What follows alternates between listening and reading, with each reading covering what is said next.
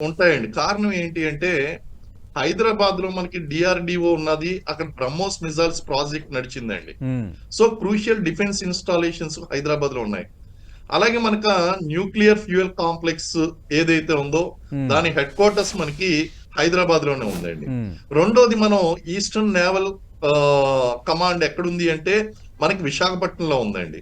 అలాగే మనం రీసెంట్‌గా కొన్ని సబ్‌మెరైన్ ప్రాజెక్ట్స్ కూడా మనం అక్కడ తీసుకోవడం, న్యూక్లియర్ సబ్‌మెరైన్ ప్రాజెక్ట్స్, ఆ ప్రాంతాల్లో విదేశీయులు కొంత విదేశీ ఏజెంట్లు, విదేశీ నిఘా సంస్థలు ఆ ప్రాంతం మీద ఎక్కువగా నిఘా పెట్టడం, ఆ యొక్క ఏరియా యొక్క ఫోటోస్, శాటిలైట్ ఫోటోస్ అయి తీయడానికి ప్రయత్నించడం, ఇయన్నీ కూడా వైజాగ్ ఏరియాలో జరిగినాయండి.